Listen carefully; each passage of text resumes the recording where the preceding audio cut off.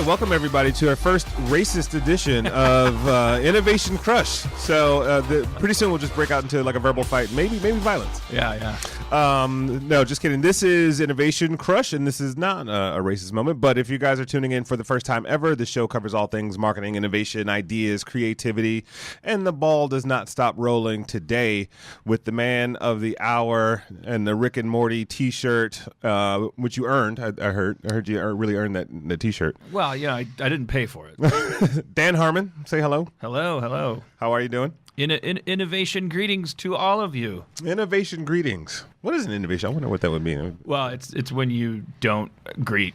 It's just walk right by people. Yeah, that's the thing. It's called peer-to-peer greeting, and it's a new way to greet. It's like the Uber of greeting. You let someone else greet everybody else, and you stay out of it. This is how innovation happens on this show. It's randomized Uberizing of greetings.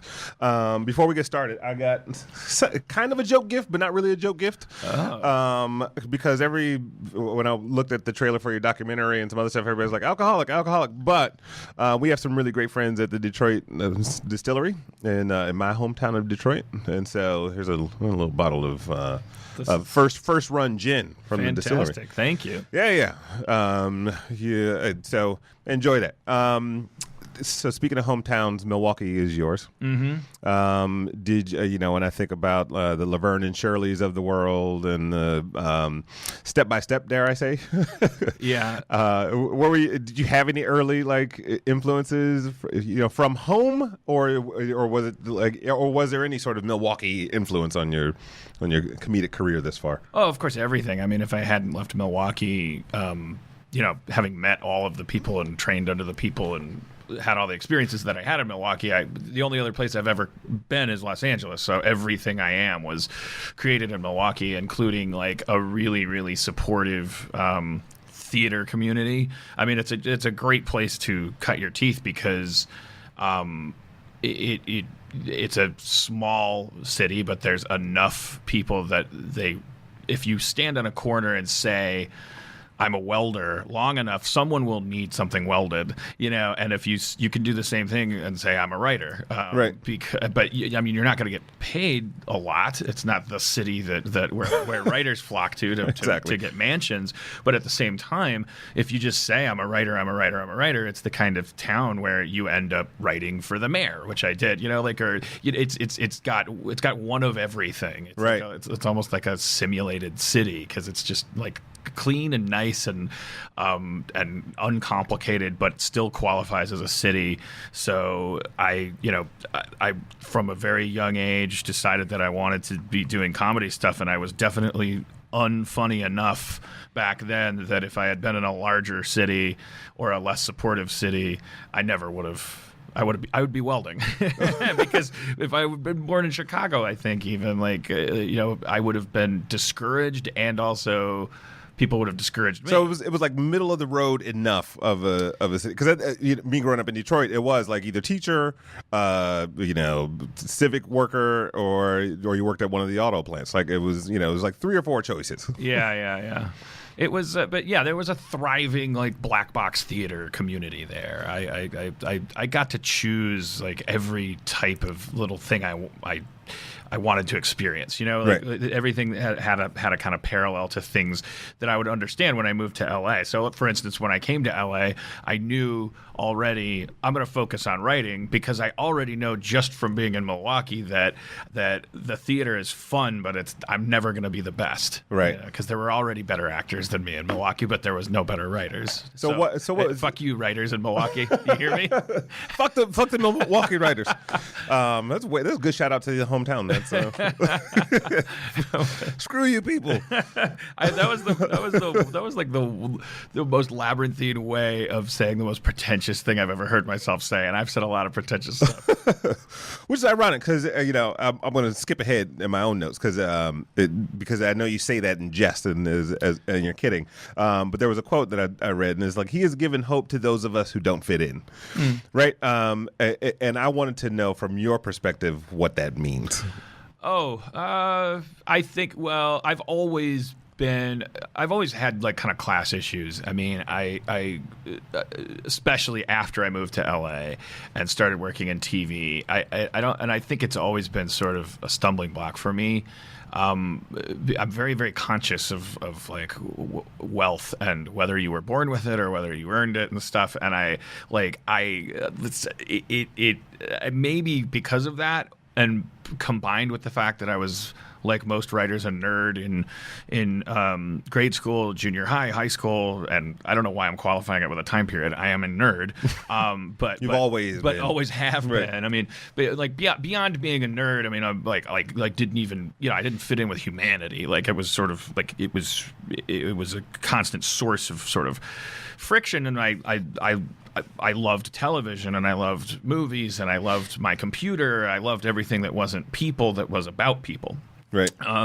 And so those two things, like growing up poor, worshiping this box in the living room that had these nicer, well-structured, funny, thoughtful, evolving people on it, and then deciding, I'm so smart, I want to go out to the Emerald City where they make these people talk, and I'm going to really impress my parents, and I'm going to start making them talk too. And like, I think all that carries with it this sort of feeling like, well, I'm not on your side when I'm working for you. I'm right. on the audience's side. I'm like one of those obnoxious socialist senators, or that won't stop talking about mass transit when all you want to do is talk about Iraq, or the Dan Harmon filibuster. Yeah, I fancy myself like that a civil servant when I'm working in TV, because I do. Well, even along those lines, I mean, one of the highlights of your career has been the creation of Community, and everyone knows that. And I think,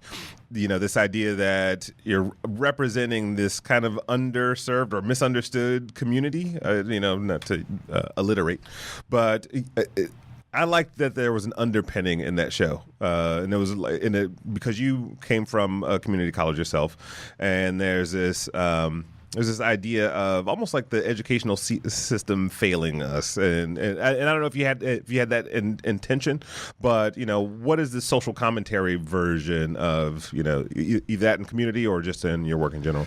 I mean, definitely everything that I write, and especially Community, the only point of view that could be called political or socioeconomic or anything, the show's only religion, if you will, was that people are more important than systems, and that's it. And everything else was just questions that no one should have the answers to. It's like issues about jealousy, or about race, or sexuality, or like government or whatever. It's like those are just, the stories don't have morals to them. The moral is just, it's hard to be human. It's crazy what we do to each other and ourselves.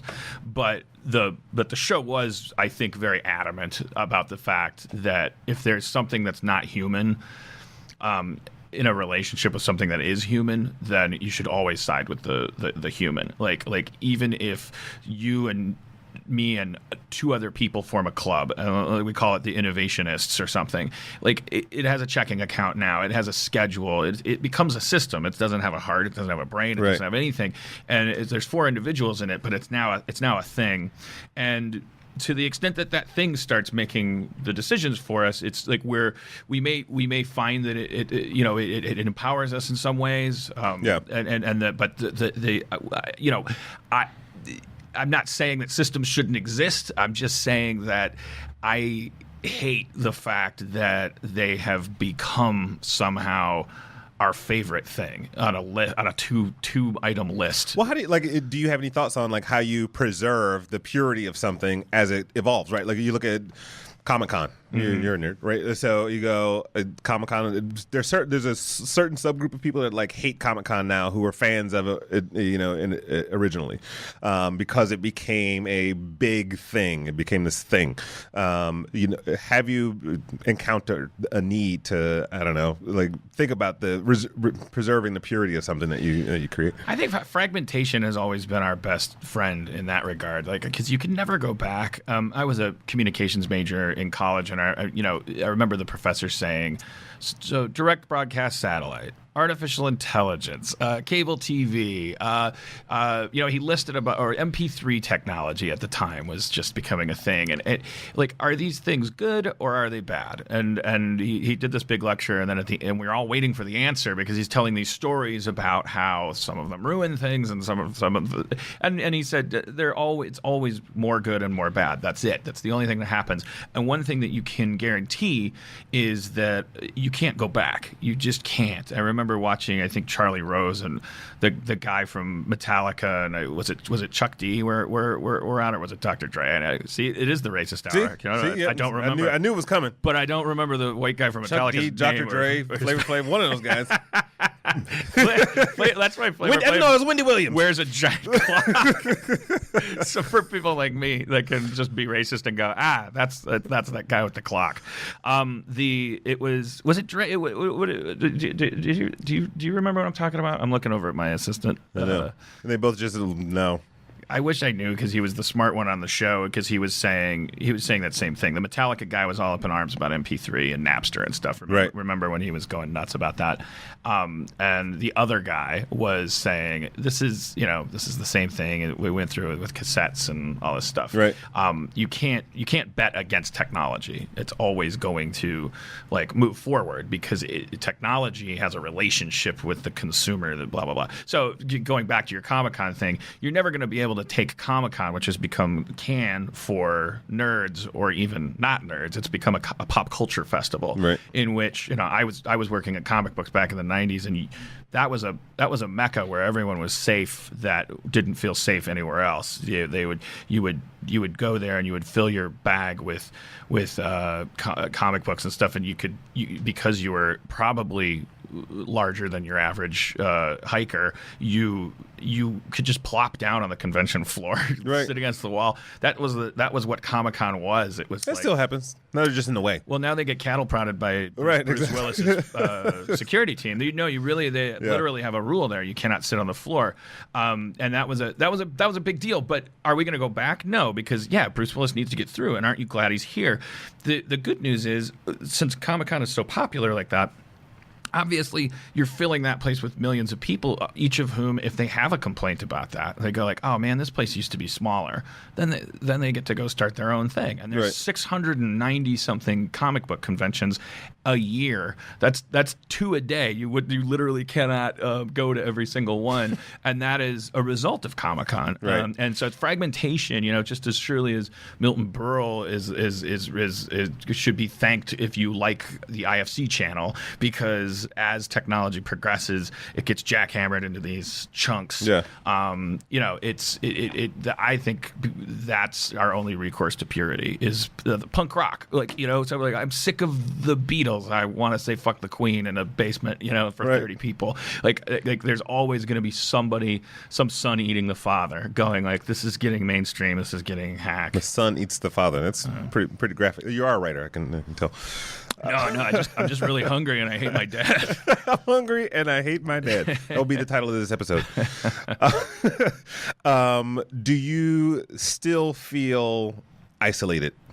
You talk about this journey as you were a nerd before being a nerd was cool, and if you talk about this underrepresented group, right? Do you still feel like you're not part of the group in any way?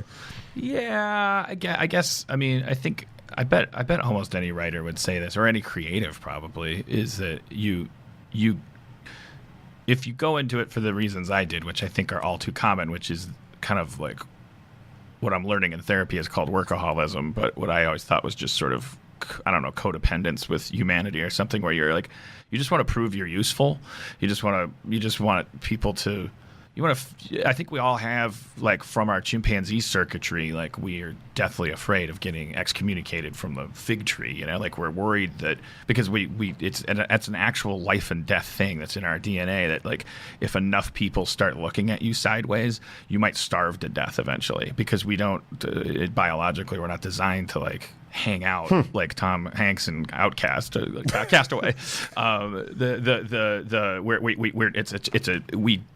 Chimpanzees die, when they get shoved off. They go, you can't, 'cause they just wander into the forest and they die alone. You don't see one like wandering around. So I think that we all have that fear, and then I think creatives are going, this is my version of throwing a football really hard. This is my version of being sexy. This is my version of being a diplomat. Yeah. I'm none of those things. So I'm going to sit at this keyboard or go into my wood shop, and I'm going to use my hands or my brain or something to actively create usefulness for myself, and that way I'm covered. I'm not going to get kicked out. And so if you start from that relationship, the thing that never happens is you never reemerge with the tribe.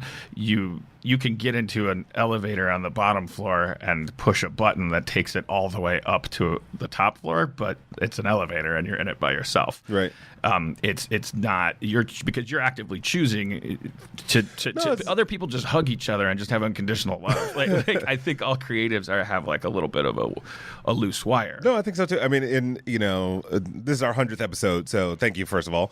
And do you feel yet like you've made people like you? No, you're gonna die trying. It's true. Episode. Like no, it's like, and we've had a few mild and cool successes, and also, but there's something like you feel alone and isolated, but at the same time, at least, and I read something you mentioned, your podcast is kind of like therapy for you, but it's like I get to talk to all these other people who kind of feel the same way, like they're pioneering, they're trailblazing, and that's a lonely journey, right? And there was a woman on a few weeks ago named Sherry Hirsch who is, I think she's the 60th woman to ever become a rabbi, and has done all this like corporate consulting and written books and talks to massive groups of people and is highly sought after.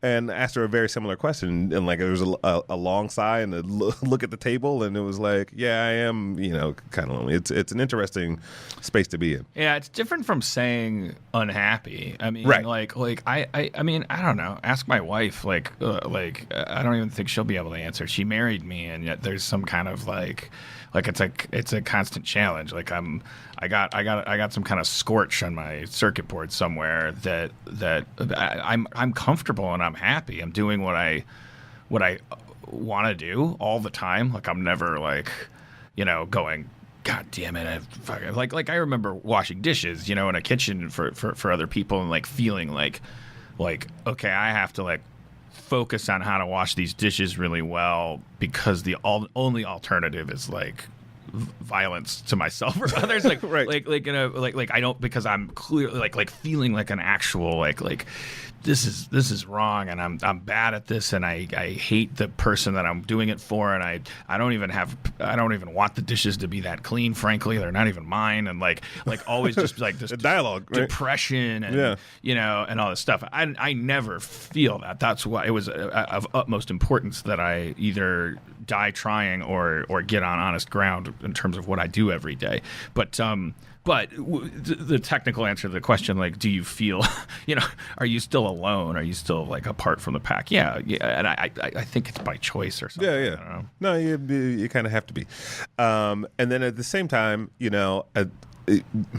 anyone can read, and you're a very opinionated person in the workplace and outside the workplace, and that those opinions sometimes come with a little friction from outside individuals, and so you kind of have this. It seems like the world at large has a love-hate relationship with you, the woman who made that quote about thank you, you're representing us, and at the same time so is there a balance between what you need to do from a business standpoint and what Dan Harmon is in that arena versus just kind of doing your own thing and being your own trailblazer?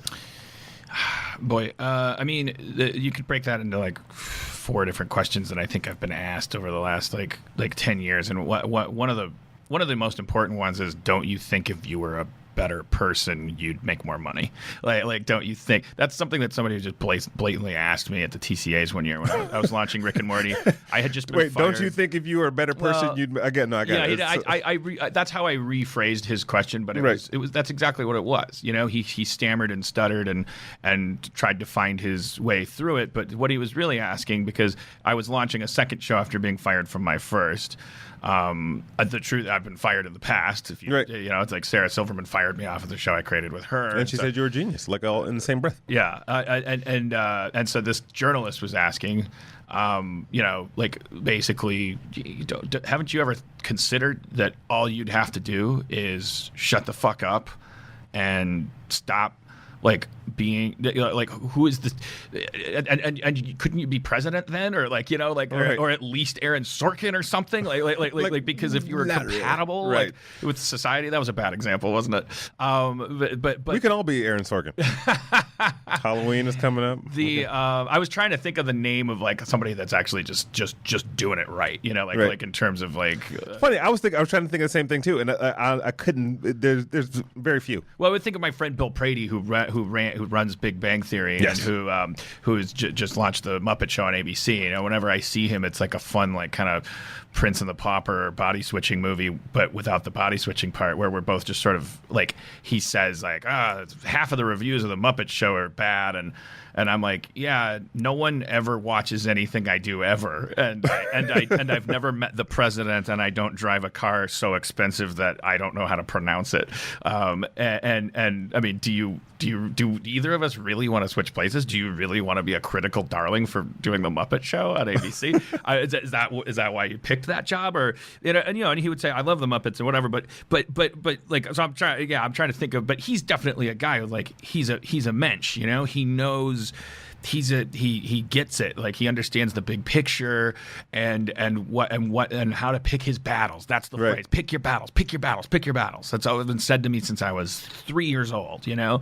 And anyway, so the question is, so the 1/4 of that question you asked is, don't you think if you picked your battles, you could be, you know, you would be so happy and the world would be so happy, and you could, and it's like, this isn't my choice. Like, I don't, if you really, like, the outside world, that's not one of those million people that you quoted, you know, that woman, the quote kind of represents that bubble where you're really close to me, close enough to touch my sweaty garments, robes, your free t-shirt. If you're not inside that bubble, then you hear my name at the most inappropriate times, and I don't blame you for tweeting me and saying, who are you and why are you in my newspaper? Chevy Chase, what? Fuck you dumb, fat, anonymous, sweaty, hacky piece of garbage. Why are you in my life? Why are you in my brain? Why do I know your name? I don't want to know your name. You're a piece of shit. Shut the fuck up. Stop talking. Just shut up. And I'm like, I'm not gonna. I mean, like, stop listening. And I didn't come into your living room, and I made mistakes, and I made mistakes. So it's like, and I'm never gonna write that thing that everybody likes, because everybody likes air and everybody likes water, and those aren't entertaining. They're necessary. They're very important, but TV isn't. Like, I mean, I'm kind of all over the place, but it's like, my answer to that guy at the press conference was like, of course, if I was a different person, I would be more successful. Yeah. Of course, I would have a complete. Well, it's also like it depends on what your measure of success is, right? You know, I think the people who get the emotional, like, I like the Muppet Show. I watched both episodes so far, and I think it's great. But I'm not, like, passionate about your buddy as an individual, right? And I think people are passionate about you, and it's like, you're going to get, like, for instance, when Community was canceled, the internet blew up, right? It was like, hey, give us that thing back, right? And that's, I think it's in part a testament to you, but also to the quality of work, right? So you can do both of those things. Same thing with Rick and Morty. It's, you know, very much a quality. And I'm not the biggest Adult Swim fan, and I was like reluctant to, like, okay, let me look and see and I laughed out loud like a few times. So there's this thing where people are passionate about the creator, you know, and kind of will follow that individual to the ends of the earth, even if some people are like, that guy's a jerk. Yeah. Yeah, no, I mean, yeah, and I am a jerk, like, relative to the people you should be hearing about over coffee. Like, a writer shouldn't be famous unless he's like Kurt Vonnegut or something, unless he wrote something real. I completely agree. It's funny because I live by that sword, and I get hurt by it sometimes, and it all seems very fitting. I made a very conscious effort in around season 2 or 3 of Community to start Colonel Sandersing it, to start putting my face on the product, my name, like to personalize it, because I sensed that is where survival was. That a better, more politically facile writer than me would spend the lifetime of that show making sure that he gets to work for Sony again. Right. Whereas I just wanted it to be the best show it could possibly be, and I didn't want to. I didn't like the voices that were suggesting to me that I pick my battles. And by the way, picking your like battles, when you hear about that, sometimes, like, if you don't work in TV, you might envision me like throwing a bottle of Avion across the room and saying, like, somebody bring me my cheddar pops or something, like Cheese Whiz. My special, like, tofu. Bring me my Cheese Whiz. I don't have a car. I go to work. And I sit there and I work on the show. And when the network or the studio calls, I don't return that call sooner than I go to talk to the line producer about how we can get the episode done. Right. I talk to the writers. We stay there until the episode is as perfect as it can be. And since perfection is impossible, people have to sometimes sleep on the sofas in the office working on the shows that I work on. And I do want to fix that, because I don't believe that that's actually necessary. I think like the funniest episodes of Community and Rick and Morty were written very quickly as a joke. But anyways, I'm saying I just want to make sure, because that would be my worst nightmare, because like it's the opposite. That's why I'm difficult. It's it's because I'm my obsessive, excessive professionalism is what makes me unprofessional. What was it like? Because you mentioned this idea of like Colonel Sandersing yourself in association with the show versus doing the quality product and letting the product be its. What was that? Why did you make that decision? And what was it? Was it difficult for you to kind of like? No, I've been doing that forever. I mean, I was the kid that like would run into the living room when company was over, my pajamas, and like, just jump up and down and just anything. Just take those old records off the shelf. Strangers were always like, I mean, when you grow up in the 70s, if your parents weren't, if they were hands-on about their parenting, then by default, like, when strangers came over to your house, that was when you felt the love. And so, like, I'm an attention whore, kind of. Like, I'm no stranger to it. Like, I don't mind standing in a spotlight and saying, what's on my mind, because I know that some people are going to laugh and stuff. So the reason why I made that conscious decision, and it was a very gradual, conscious one. It wasn't like, eureka, I think I know what I'm going to do. It was just sort of the gradual process of television was changing, and the audiences were getting smaller, and like Community during its first season looked like one of those shows that you're never going to remember the name of. It's just going to be here, and then it's going to go away after like 13 episodes. And it was, and that was the time that I had spent like trying as hard as I could to write a TV show that was, as by my standards, like identical to the other stuff, good enough. Like it wasn't me phoning it in. It was me trying to fit in. Right. Then they would have me go and do press. So for example, so the studio would say, well, you're going to go and you're going to talk to these people. And these are the people who write whether your show is good or bad. And they tell the audience how they should feel about your show in a world where the audience has a million shows to feel things about. And so I would talk to these interviewers, and I would be myself. And the interview would go really well. And then 90% of the articles would brand the show well, with my personality or whatever. And then I would get this phone call from a publicist that worked for someone that wasn't me, saying, "Okay, good interview. Could you please stop talking about this, and that?" And I would say, "Well, I think that's why people. I think they're into it. I think they like it. I think they feel like it's kind of an open source like thing. I think they feel like there's genuine. Yeah, and it's like the audiences are shrinking, and it's like it's about passion now. Like these are the early days of Breaking Bad is happening, and like it's like I think we need to. I don't think this show is going to be Cheers. I don't think it's going to be Seinfeld. I don't think there is going to be another Cheers or Seinfeld ever. And that person would say that's not what I'm concerned with. I'm concerned with this and that. And I thought, okay, conflict of interest. Like you work for one entity, you want to make sure that entity is protected and that you don't get fired. I work for myself. I'm a contractor. And I want my show to be branded. I want it to reach an audience that will watch it. And I want to be successful in that, but in my business. Right.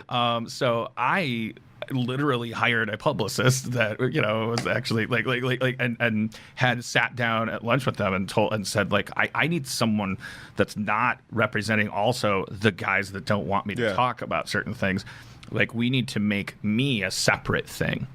And that was the most conscious decision. Well, I think it's great. The fact that you understood your personal brand, because I think a lot of people don't, especially as success starts to happen and there's lots of chatter in your ear. I'm sure for every show that we see or product that we see from you, there's probably 10 or 20 other ones coming from staff, friends, family, Joe Schmo on the street, and you're like, it can make the journey a little bit cloudy, and that's why some people jump from thing to thing. But understanding your personal brand from jump has been pretty,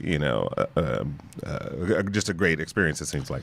Yeah, I think that comes from the sincere and tragic fact that I don't understand who I am or how I'm supposed to relate to other people, and so I can very sincerely just try for my entire life.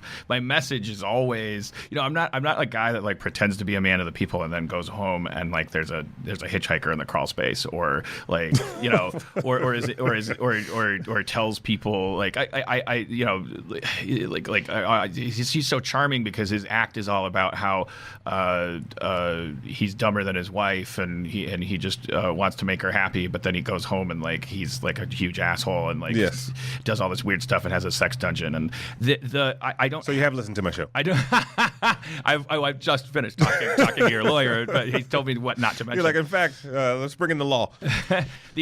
So because there's no honestly, what you see is what you get, and what you see is I don't know what you're seeing. It's mayhem, confusion. It's just no. I'm just saying you're looking at a guy that's saying you're looking at me, and and he's saying I'm standing here, and that's all that's happening. That's I'm able in my work to just simply try to make people like me while simultaneously being completely honest about that fact. The show is called Community, and it's about people being more important than systems, and I don't secretly love systems or anything, and nor do I have a bunch of friends that I don't. That's the basics of it, right? It's write what you know, but you took a little bit more of an internal approach. And one of the things I'd noticed, even from a kind of extending the personal brand or just your own methodologies, is this embryo model, module, which I would love for you to walk through it, and then also because I like that it's kind of not just a creative construct, but a life construct. Yeah, for sure. I mean, there's a lot of screenwriting books and TV writing books that are all really good. The ones that I learned structure from are Sid Field, and that's the big example. And there's but they all kind of go back to Joseph Campbell in one way or another. Joseph Campbell's Hero with a Thousand Faces, it wasn't a screenwriting book. It was just a book about a guy who grew up a Boy Scout and a Catholic who was really passionate about these Native American stories, who started noticing similarities between parables about Christ and like these Native American folk tales that predated Christ and also had no way of being touched by Christian culture. So he started, his life work became comparative mythology, and everybody has a Jesus. Yeah, exactly. Everybody has a Genesis myth. It's it's astounding how these religions that we've never even heard of, because they're so sort of like they're like artisan, like they never broke out and became the McDonald's of religion, but they existed concurrently, and they also have like that concept of, basically all origin mythologies kind of center around once upon a time we were sort of serene and balanced because we didn't have sentience, and then something happened. Right. And because it happened, we are now sort of doomed a little bit to understand that what we eat is also alive, and that therefore we're going to die, which is something the things we eat don't have to think about while they're eating the things they eat. And so we're sort of fucked in this relationship we have with this God. And so we've all, that's a human condition, and it expresses itself through this thing called mythology. And mythology isn't just stories around a campfire. It's pop music. It's the dream you're describing to your friend on the subway. It's drawings on a napkin. It's basically everything. I mean, I would even say it includes science, our relationship with the cosmos, and the way that because that's this hero's journey that Joseph Campbell describes is the scientific method. It's you create a hypothesis, you go across the threshold of experimenting, you reach a conclusion, a theory, and then you test that theory. Blah blah blah. I probably got that wrong, but it's like you basically you go around this journey, and your goal is to like atone with this thing that you didn't know before. And so I became obsessed with Joseph Campbell's stuff, and his book is the Hero with a Thousand Faces is very dense. It's very academic prose, and I'm a bad reader in the first place. I can't. Oh, me too. I move my lips when I read. And I'm not kidding. Like, I can't read any faster than I can talk because I have to hear the words in my head. So it's like, and I have to if I think about anything in the paragraph, I lose the rest of the paragraph and have to. It's so funny. Like, I'm the exact same way. I will not finish a book. It has to be super enthralling for me to like. So I just sort of became, just to help myself, like a sort of, I don't know, a differently abled person building their own ramp, to where they work, because I just started like codifying the Campbell, what Campbell was saying, like, and I'm also just obsessed with like simplicity. Like, I don't believe that, I think everything has to be kind of symmetrical and simple if it's actually true, and so I, whereas Campbell is talking about, these are the 1,000 things that can happen when you're engaged in this initiation of descent and return. It was like, for him, it was more spiritual, and it was more academic, and for me it was about engineering. It was like, I want to codify this process so that I waste less time. I used to perceive it as a waste of time, that you spend most of the time writing, not writing, that you're trying to figure out what to write next. I was like, is there a way to just examine this the same? Carpenters did this, everyone does this but us. Why don't we examine this process and try to eliminate the waste? But you also talk about and it's based on the character, which for all intents and purposes on this show, we talk about human-centered design a lot. Like, we're designing for an individual, right? It's like as you write, you're writing from what you could tell the story to one person or to millions. But it starts out with the character, and then forgive me if I'm botching it, but at some point they encounter a situation that they're reluctant to enter. I mean, it's already too complicated for me to say that. Like reluctance is a very commonly used way of making the audience identify with the character you're talking about. But in the most basic terms that I can think of, the shape that we recognize as a story, because that became my obsession, is a graphic designer can tell you when a yellow cylinder becomes a banana without adding any more lines than necessary, and they obsess about that stuff. And it's like, so the equivalent of that in storytelling is like, when is something just information, and when does that become a story? What does that mean, a story? And as far as I was able to boil it down, it's something that you relate to is almost too fine a point to put on it, but something that you are a character, if you will. It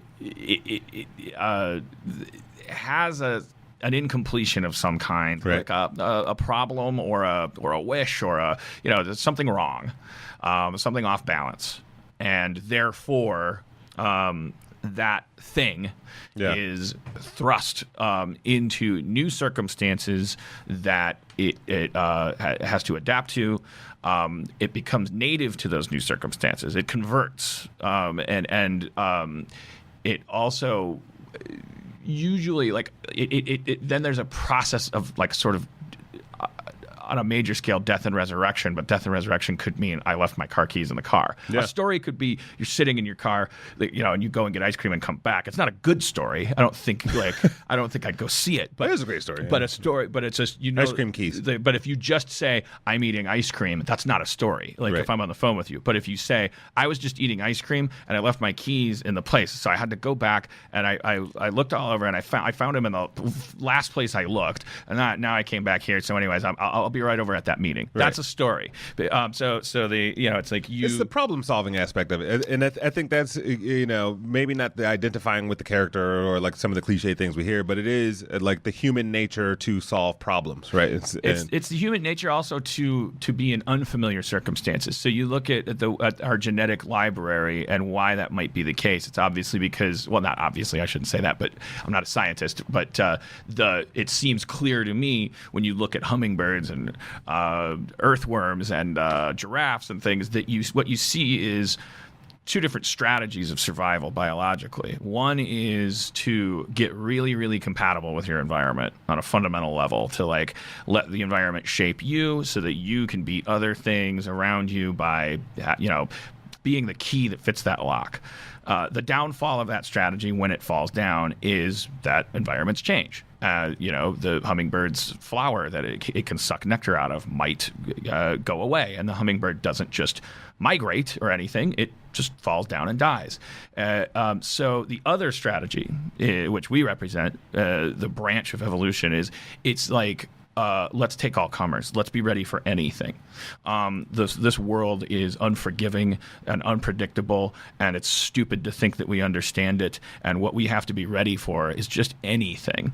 And at the same time, we do have to survive, and that does mean we have to be smart, and we have to pool our knowledge and keep things as consistent to yesterday as possible. But we worship and admire and fetishize the principle of risk and adaptation, because I think that our branch of DNA represents the organisms that for whom risk always pays off. Right. Because the dead men don't tell any tales. Well, I mean, that also kind of speaks to the entrepreneurial journey, right? I mean, you've carved out your own lane. On the show, we talk to a number of entrepreneurs or intrapreneurs who are inside of an organization and doing their own thing, and that's super commendable, and it's definitely one of those things where I don't know, just people are just drawn to carving out that space, and you. Well, that's how we sell capitalism to people. It's right. The story of Donald Trump going like, I used to only have $1 million, now I got 10 million or whatever. Right. Because if he said the truth, which is that if you measure what he was born into and what he now currently has, like I think he's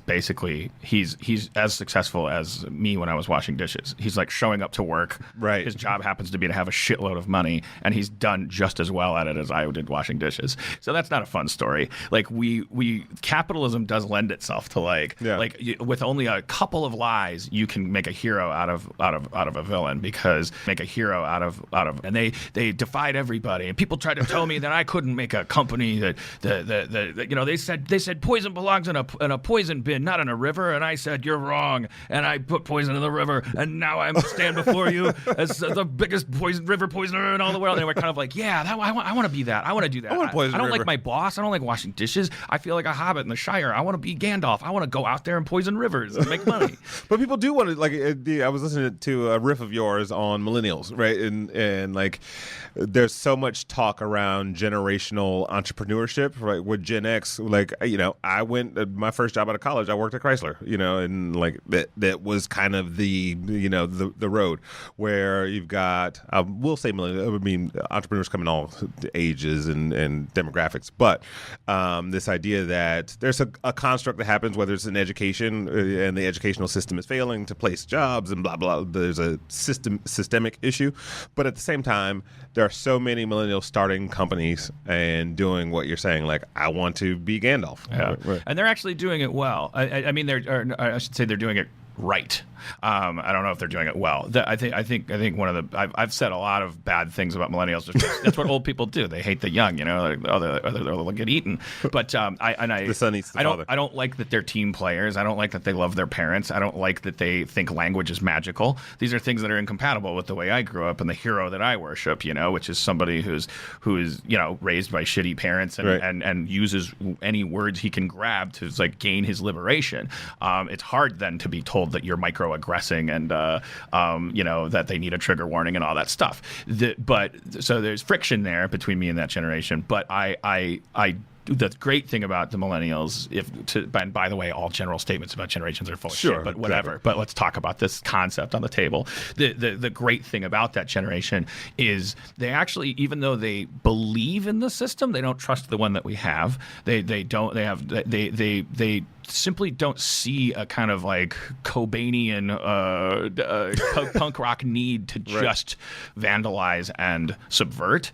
For its own sake, to passively aggress, like they see a need to get things done, and underneath there is the way that they're most compatible with me, because underneath there, whether they recognize it or not, they don't believe that things are going to happen unless they make them happen. Yeah, it's like a native disruption, right? A native instinct for disruption, because like you said, like Kurt Cobain or punk rock was like a very blatant movement, right? And I think the closest thing we have right now is like the shared economy. Yeah, people, and I think that's cool, and it's like I would be the first person to be. And I mean, Gen X is always good at this self-loathing. Like the millennials aren't that great at it, but like we invented it. I feel like that was back then. It seemed revolutionary because we were raised by the generation that had their own Trivial Pursuit edition, and Forrest Gump is just porn for these people. Like they just love thinking about themselves and all that they've accomplished. Oh, we made the Beatles on the moon with Ed Sullivan, and we did, oh boy, booba dooba doo.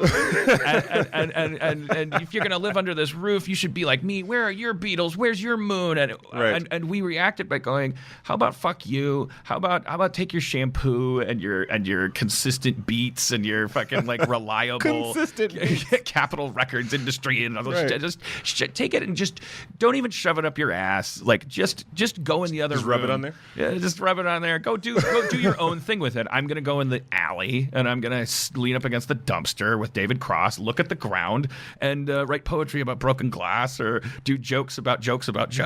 And it was a beautiful, like, that's my home. That is my native tongue. But it doesn't get you anywhere necessarily. Now those people had kids. I should have kids now at my age, and if I did, they'd be one of these kids that are like, "Fuck you, Dad, you lazy, dirty, weird, pointlessly rebellious curmudgeon." Like, when did you become a curmudgeon? Like, I'm sure Gen X parents are like showing their kids yearbook photos. They're like, "Wait, you were mad back then too?" Right. Wait a minute, what? and what's so bad about Grandpa? Well, he spanked me. Well, you seem like you deserve it. You can go to prison for a spanking now. I didn't get a spanking while you're in prison. What is the moral of the Dan Harmon story? Oh, God. It's the fast die old. No, I don't. What is the moral of the Dan Harmon The story? fast die old? I like that. I think it's you can't take it with you or something like that. I feel like there's some kind of horrible, like, I don't know. I feel like one of these, like, archetypes that's like, I don't know. I feel like it's like I know I'm gonna be dying and I'm gonna go like, oh, I should have been nice. Call it Invasion Crush. Why didn't I go to my wife's show at UCB? Like, why did I think what the other thing was more important? Like, I'm just gonna be one of those people that's like, I should have called my dad. Like the world's gonna have something to do with just who cares? You're never gonna accomplish your way into happiness, I guess. All right, we'll end on a high note. Yeah. So stop innovating out there. Last but not least, complete this phrase for me. Innovation to me is. Should I do it quickly? Because you can do it quick. Do it however you see fit. Innovation is doing it wrong. I mean, by definition, innovation is because everything that's already been done the right way has been done. So innovating is mistakes. It's purposely making mistakes or accidentally, but it's like it's hacking. It's changing code. It's like it's doing it wrong. It's not using a coaster and finding out that your table's a giant coaster. I thought you were pointing out the fact that my drink was not on a coaster. What do you but you're the one I'm that being didn't defensive. use your I was like, you're asking me a question about innovation, and I'm like, I can parlay this into a way to not get yelled at for using a coaster. Where can people find you on the interwebs and I did go. I don't know. Just Google me and scroll past the Chevy Chase stuff, and you'll find me that's the somewhere. good stuff. No, go ahead, click on that too. But I don't know. I'm trying to think if there's anything that I could benefit from. There's going to be this show Harmon Quest on this thing that hasn't really officially launched yet, so I can't really plug it. I mean, it's like just remember maybe the words Harmon Quest. If you like D&D, like role-playing games and stuff like that, if there's anybody out there that hasn't heard of me but does love that stuff, maybe you should like Google around, and you can like that and not like me, and there's a pretty cool show I'm working on that you'll be able to see. So set up a Google alert for Harmon Quest. Yeah, if that's your cup of tea, it's like rolling dice and like. Drinking a lot of Mountain Dew. And being racist. That goes without saying. That's the non-innovative path to progress or success. If you like people, then you'd be doing it wrong, and that's self-innovation. Yeah. But anyway, everybody, thank you for tuning in. This has been another great installment of Innovation Crush. Thank you for joining us. It's just been another great one. No, this is the greatest. Yeah.